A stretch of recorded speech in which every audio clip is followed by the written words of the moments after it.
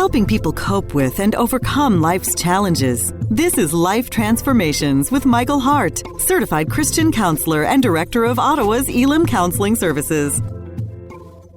Hi, this is Michael Hart of Elim Counseling Services, and I want to thank you for joining us on this edition of the Life Transformation radio show. Today we have another interesting show lined up for you, part 2 of the series Foundations of Intimacy. That's the prerequisites for intimacy. And last week we covered the first part of the series, and we have part 2 today with part 2 of a possible part 3 series. Before we go into the show today, I wanted to tell the listeners a little bit about Elim Counseling Services if you're just joining us for the first time. Elim is a professional counseling services that offers psychotherapy from a Christian perspective. We are located here in Ottawa. We have a branch also in Cornwall, 2 branches in Ottawa in the East and West End, and a branch in Cornwall as well. And we can be contacted by calling 613-699-1677. Again, it is 613-699-1677. You can find out more about us by visiting our website at elimcounselingministry.com. Elim is spelled E-L-I-M, counseling with 2 L's, ministry.com. That's elimcounselingministry.com. The website has tons of very interesting information that can be helpful to you, and our resources of the past radio shows can also be found on the website as well. If you missed last week's episode, then I encourage you to go to the website and to listen to it, because we are going to just be continuing from where we left off last week. And with me in studio today is Melissa Waggett, who is here again to ask her very interesting and very wise questions. Ooh, as usual. No pressure, no pressure. I'm going to try to put you on the spot, see if you don't have an answer for something. And as you said, Michael, we're continuing a show we started last week looking at the foundations of intimacy. And as we said, you can check out the website to hear that show where we covered the foundational building blocks of trust and self-worth. And we also mentioned last week, when we're talking intimacy, it's not necessarily sexual intimacy. It's closeness to our partner or our spouse. And we really thought, given the month of February being the focus of love, that we'd spend some time with the listeners going through things that we all probably can do a little tuning up in our own relationships, and hopefully give us that foundation for really close relationships with our partners, as we get to know a bit more about ourselves and maybe what makes us tick and why we do the things that we do. I'm so glad that you started off that way, Melissa, by pointing out that it's not sexual intimacy that we're talking about. Because sometimes when people hear the word intimacy, they think that, we're talking about sex, right? But it's important to note that the literature shows that sometimes sex or sexual intimacy can get in the way of real intimacy, because people can use it as a way to avoid talking about real things. And some people will seduce their partners as a way to prevent them from really asking any hard questions, right? Let me rub your back.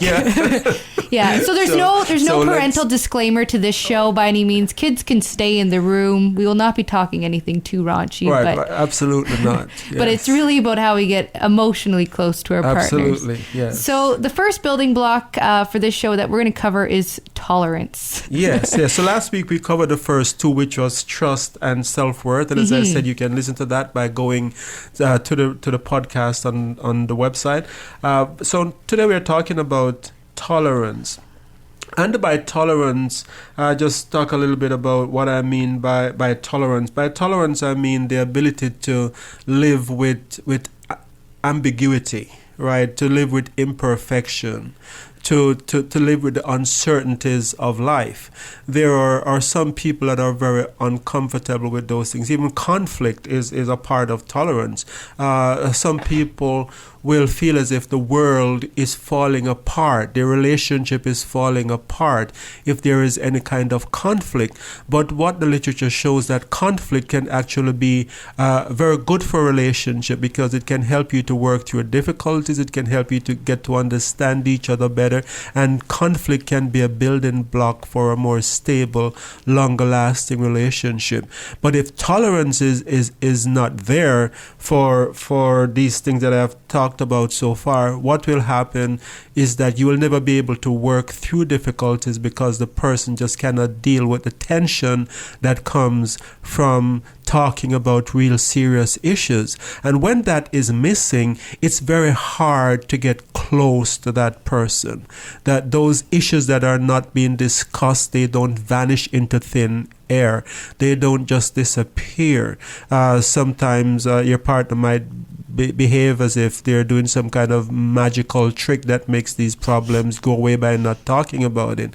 But there will never be true intimacy if the issues are not being addressed. So the third building block of intimacy is that there need to be tolerance for ambiguity, for conflict, for imperfection, and for uncertainties of life. Some people approach life as if it has to be predictable, like every day has to be planned, everything has to go according to plan.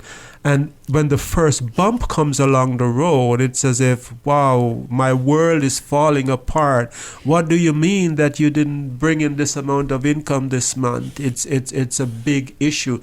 Or what do you mean that we are not going to spend Christmas like how we have always spent it? It's a big issue. So some people just have an aversion for dealing with these kind of uncertainties. So what kind of experience makes someone prone to having this lack of tolerance? So we find that in families where there are two extremes. In families where there was a lot of chaos, where there is a lot of upheaval in life. It's as if a person can come to the feeling as if, like, I have had enough. I can deal with one more thing that is going to not go according to plan, because it brings up all the pain, all the things that I had to deal with. Maybe it was the unpredictable of not knowing whether or not dad is going to come home drunk from one day to the other, living with this tension. What kind of mom am I going to have today? Is it going to be the mom who is angry and frustrated and yelling all the time, or is it going to be the loving mom? So children who grow up in those kind of chaotic situation can find it very, very hard when something in the adult relationship triggers feelings of unpredictability or uncertainty.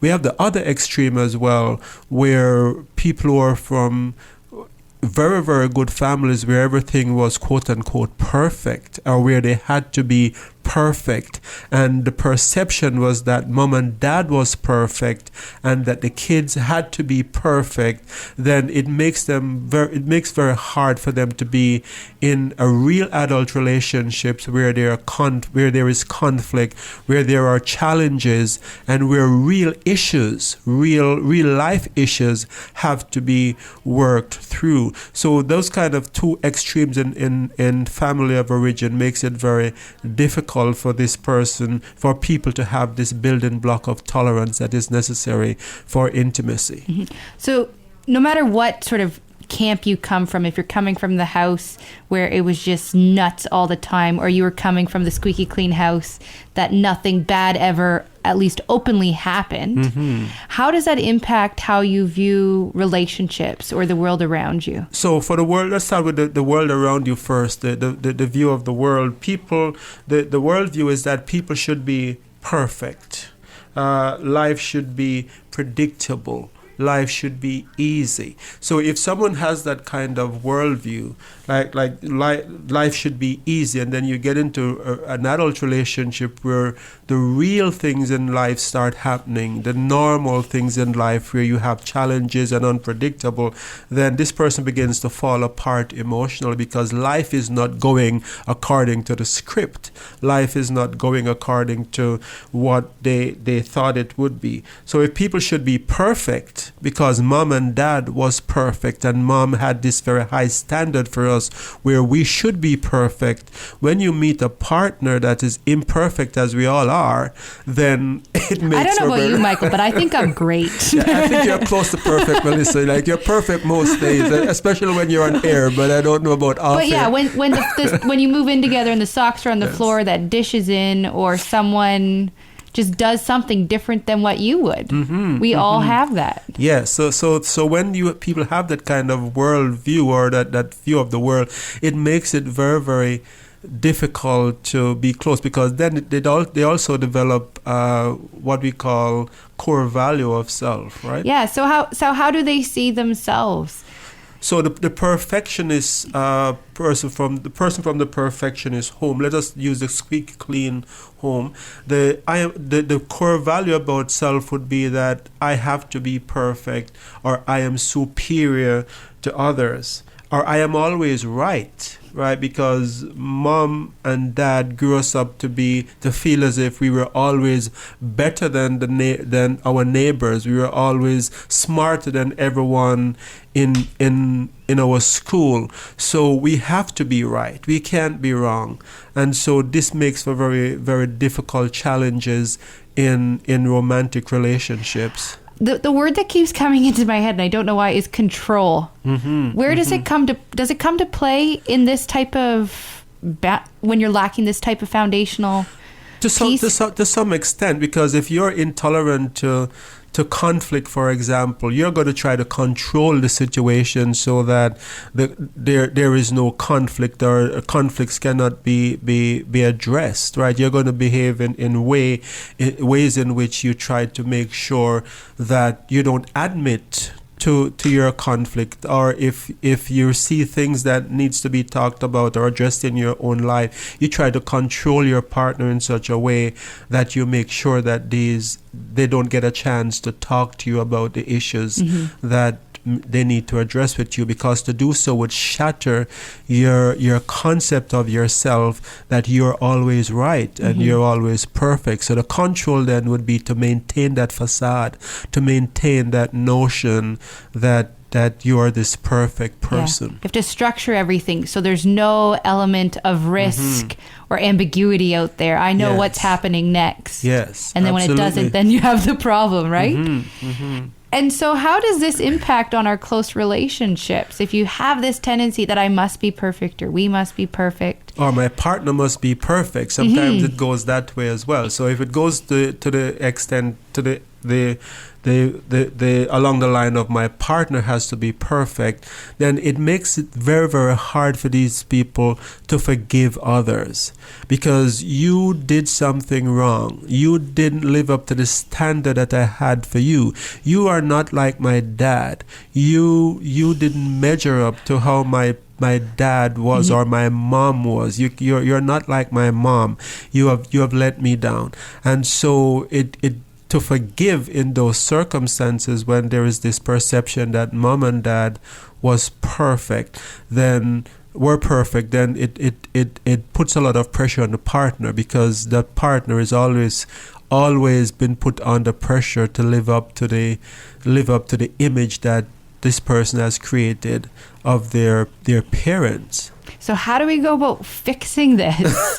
That poor partner who's being told all the time, whether explicitly or implicitly, you're not good enough, or you're not measuring up, right, or look at them over there, they're so much better off. Look at how lucky she is, or look at how lucky he is.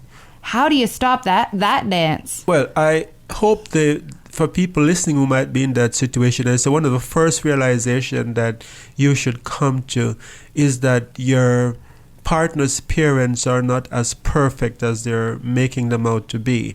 So just realize that you're being held to an image that is more of an illusion than a reality.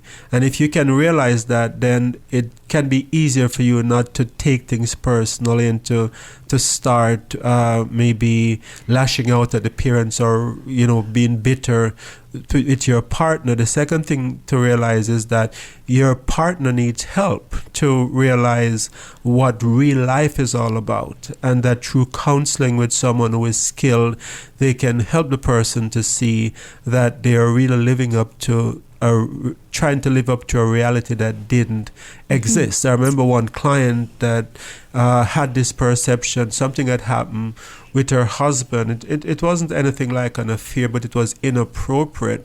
And she had been holding on for this for like 5 years. And this was something that I think for more than 5 years, because it happened before they were married. But in her mind, it was infidelity.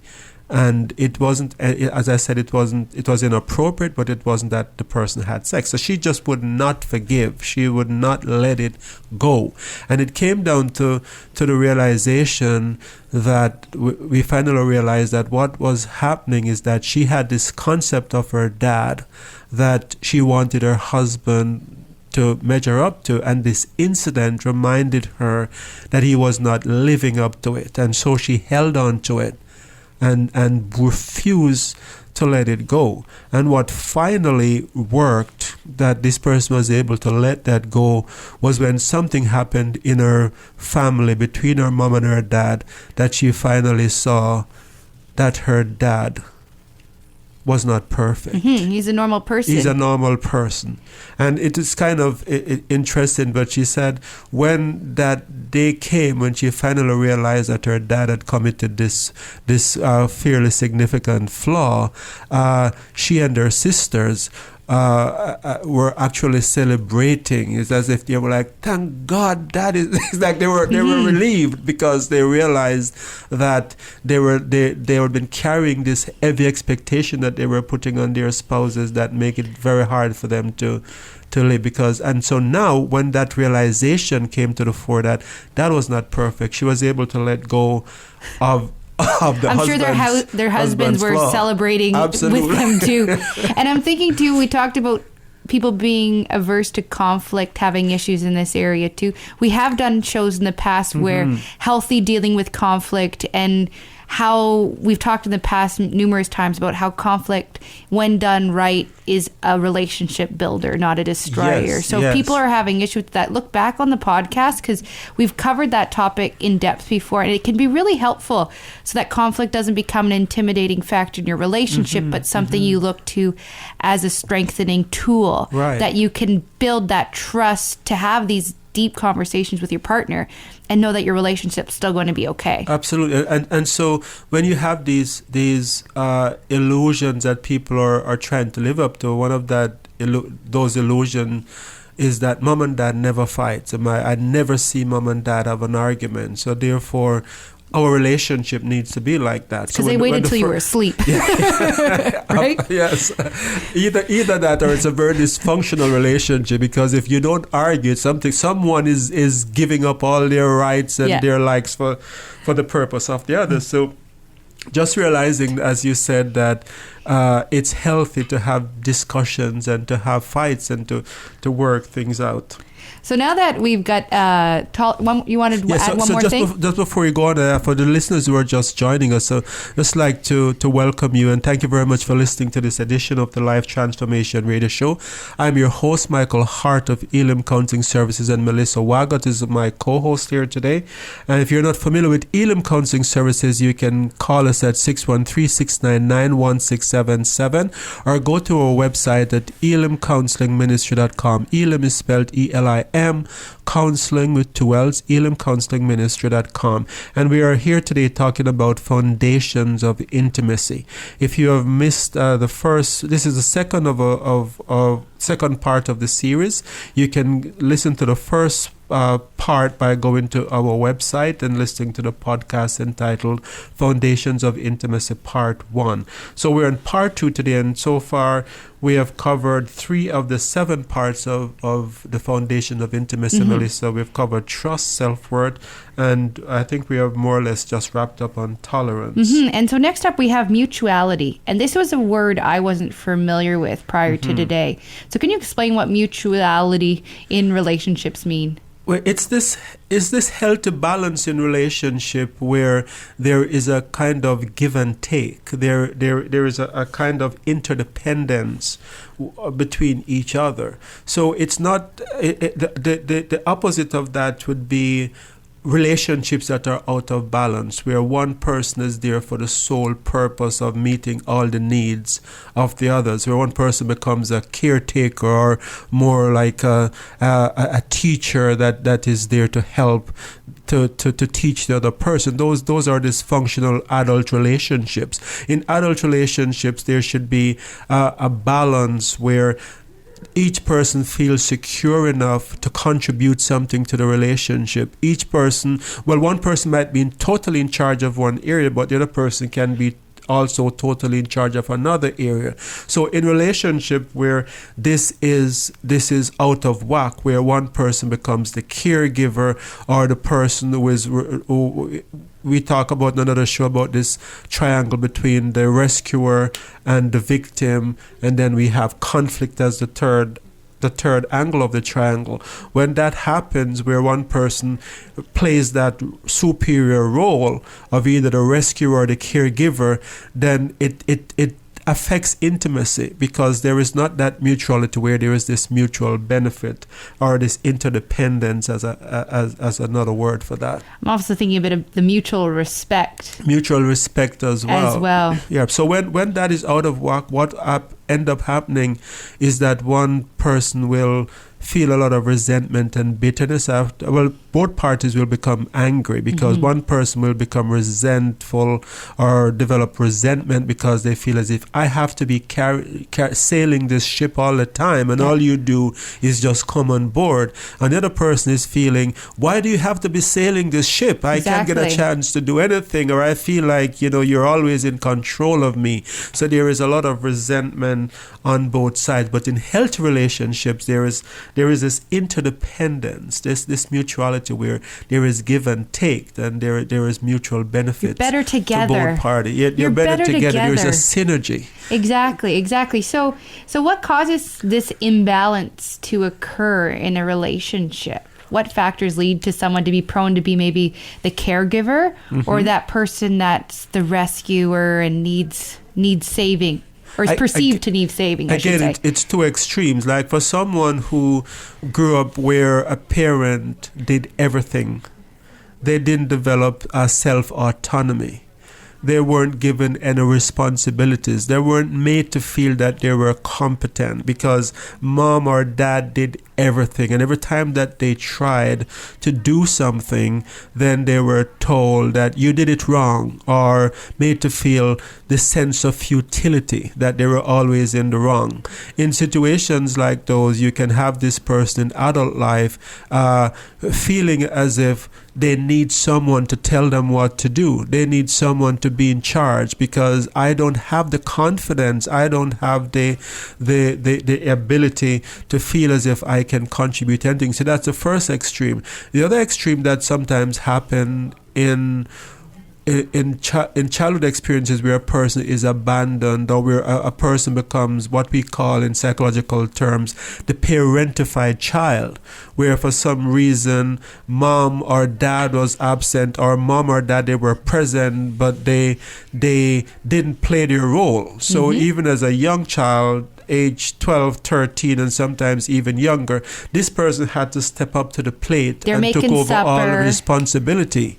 right? So this person doesn't know how to interact with their peers, where, we have a mutual interchange of ideas, because they, from a young child, was like the mother. And so they go into adult relationship and their mother or father, their partner, because they're just expecting, you're just one of my little siblings that I have to take care of, and so I'm going to take care of you. And these people are well intentioned. They're not doing this to be offensive, but they come across as knowing everything. They come across as always wanting to take control, and they stifle the initiative of the other person if they have a partner who also wants to have this healthy balance of interaction. I'm wondering, though, it's sometimes those people who are at both ends of the extremes, do you find those type of personalities actually attract each other initially?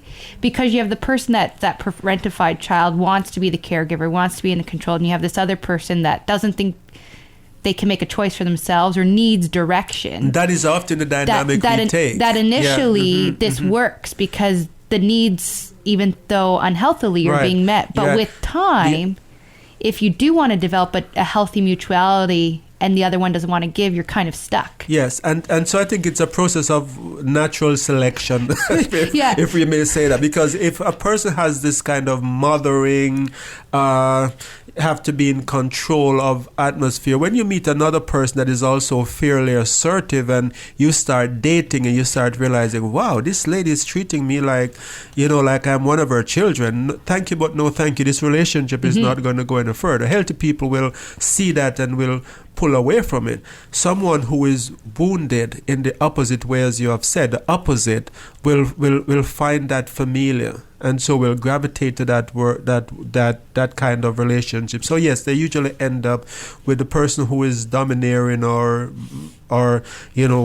feeling as if they should be totally in control. Often attract people who are very passive. And so if we're seeing this dynamic, and I think we've alluded to how it has impacted people's beliefs of themselves a little bit, where I need to be in control or I'm not capable of making choices, depending where you fall in your childhood experience. How does that impact on a relationship, and how do you fix it? So in a relationship where there is this sense that let's use the example of this person feels as if I don't need others because I can do everything. I've always done everything for myself. Then it can be very, very, very challenging for the other partner, because there will be a lot of conflict around areas that should be shared domains, or where there should be a give and take. The other person will always feel as if they're not been given a chance to contribute to the relationship.